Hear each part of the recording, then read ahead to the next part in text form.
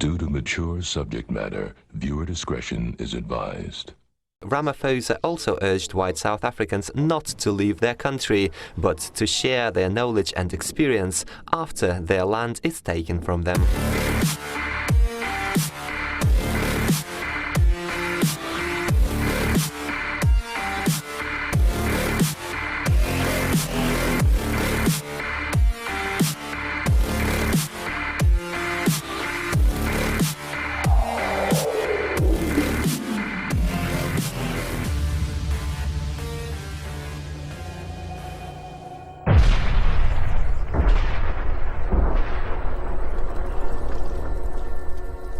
South Africa's President Cyril Ramaphosa reaffirms his intent to seize white-owned properties without compensation, saying without the land reform the country will remain divided. Ramaphosa made his remarks last week at an event dedicated to the 100th anniversary of Afrikaner Bond, a white South African organization. We have taken steps to end white privilege and correct past injustices, whether it be in employment, as regards employment equity, black economic empowerment, and preferential procurement. Ramaphosa stressed the land must be redistributed equally among all South African citizens, regardless of existing property rights. South Africa's looming land reform has already produced violent clashes and premature land grabs across the country, whilst the number of farm murders against white South Africans skyrocketed, amounting at hundreds per year. In its recent report, civil rights group AfriForum said 100 farm murders against white South Africans happened in the first 3 months of this year alone. It basically deals with people coming onto the farm from outside of the property and committing these crimes on the property, either to inflict harm to the family or the people living there. Doesn't necessarily have to be the farmer, it could be the farm workers as well, or to damage the property with the aim of disrupting farming activities. At the Afrikaner Bond event, Ramaphosa also urged white South Africans not to leave their country, but to share their knowledge and experience after their land is taken from them. A major international lender, the World Bank, endorses South Africa's looming land reform, which focuses on the expropriation of white-owned properties without compensation. In its new report, the World Bank said the land grabs contemplated by South Africa's black majority government would promote inclusiveness and equality. The Afrikaner resistance movement and rights groups are now saying the ANC is conducting the policy of white genocide through economic and political means. In the wake of the land reform debate, they say the measure is depriving them of their livelihood, and that's exactly the reform the World Bank is endorsing. Victory will only be victory if the land is restored in the hands of rightful owners. And rightful owners, unashamedly, is black people. No white person is a rightful owner of the land. Here in South Africa. While some Afrikaners are preparing to defend their farms, others are seeking asylum in Australia and other countries as victims of white genocide. Yet the international community remains silent on South Africa's unraveling humanitarian catastrophe. China will be able to track down every new car in the country starting next year. The Wall Street Journal said June 13th that the Chinese government will make it mandatory to put an electronic identification chip on the windshield of a car. The radio frequency identification, or RFID chip, will be installed on new cars when they're registered starting July 1st. This year it's voluntary, but all new vehicles must comply at the start of next year. The government hopes this will help reduce pollution and prevent terrorism, but some people are raising concerns that it will be used as another surveillance tool for the government to monitor its citizens. The national anthem to celebrate a historic vote. Emotion was high among those who wanted to legalize abortion in Argentina. I can't stop crying because we are together. This is a fight. There are so many emotions. We know that a lot of things are missing, but we are still moving forward. We have worked so hard. We're being ignored for so long, and today we are making history. The debate lasted for 23 hours, and the vote was very close, especially when two congressmen changed sides and decided to support the law.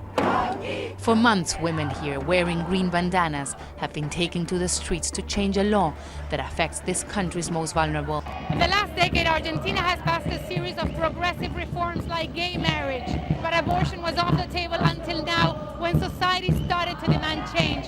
Especially women and young people who took to the streets demanding change. A green revolution has taken over large sectors of Argentina's society. They have managed to convince lawmakers that legalizing abortion is a matter of public health that urgently needs to be addressed. Cintia Docio believes the country is not ready. There are a lot of steps that should be taken prior to passing this law. A lot of education needs to happen. People have to know that if you do something, there are consequences, and one of those is getting pregnant. Nearly 9 million have watched the video, and many have weighed in about the security pat-down of a 96-year-old woman in a wheelchair. What in the hell do you think she's going to do? Set off a shoe bomb? This happened at Dulles Airport outside Washington. The woman's daughter complained that the search was, quote, prolonged and repetitive. It lasted for 6 minutes. She was chosen at random for extra screening. The TSA says the officers did what they're trained to do. An IBM computer has won against two experienced human debaters. If I may put it a bit differently, subsidizing space exploration is like investing in really good tires. These are the words of artificial intelligence. The company unveiled the system it has been working on for more than 5 years in San Francisco, June 18th. The Project Debater demonstrates computers are getting better at learning human language and speech. The computers matched against two humans, and their arguments were judged by an audience in attendance. IBM selects the topics, but neither the human debaters nor the computer get them in advance. The computer pulls in evidence from its memory of hundreds of millions of newspapers, journals, and other sources in real time and uses it to support its argument. The CDC study out today shows half of the country has seen a more than 30% increase in suicide rates from 1999 to 2016. Over 200 prescription medications list depressive symptoms or suicidal thinking as possible side effects. A new study in the Journal of the American Medical Association shows the nearly 4 out of 10 Americans who take at least one of these drugs experience more depression than people who don't take them. Depression risk increases with every additional drug taken. Psychiatrist Peter Breggin, author of Medication Madness, says the study points to the dark side of so-called wonder drugs. Some drugs will do it more than others. Chantix, for example, which is used for allowing you to stop smoking, has a very high rate of violent feelings, suicidal feelings. Lariam, it's an antibiotic, that's been associated with violence. Accutane, which is a drug that is used for acne, it's so much associated with suicidal behavior. Breggin says too many doctors don't talk about possible side effects of the drugs they prescribe, and too many patients don't read the warning labels. Any drug that is affecting your mind, your mood, your feelings has the potential to cause a disaster. Most of the school shooters have been on psychiatric drugs, and a great number of them were on psychiatric drugs at the time or shortly before they committed violence. And violence and suicide go together. It's, are you going to turn your rage out? Or are you going to turn your rage inward? Planned Parenthood is targeting teen girls in a series of ads on Facebook, and one of the ads features a condom on a banana, while another declares that sex is hot and bad sex ed is not. Tell me, how did you first learn about these Planned Parenthood ads that are targeting teen girls on Facebook, and what are they trying to convince the girls to do?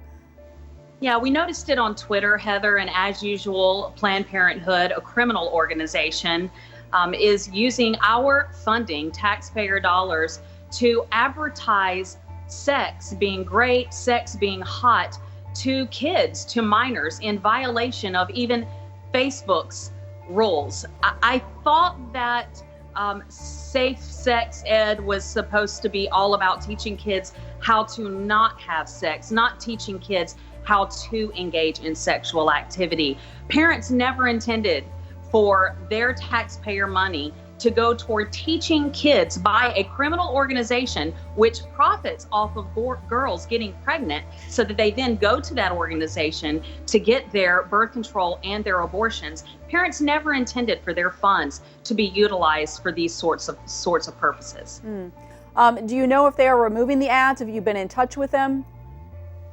I have not heard that they are removing the ads. They should, and Planned Parenthood, should not be allowed to target children for sexuality. And when I tried to simply boost and advertise posts from Sex Ed Sit Out, the campaign that we were doing, I wasn't allowed to even boost those, not because I was advertising sex to kids, but because I was advertising protesting pornographic sex ed to kids in public schools. So the hypocrisy and the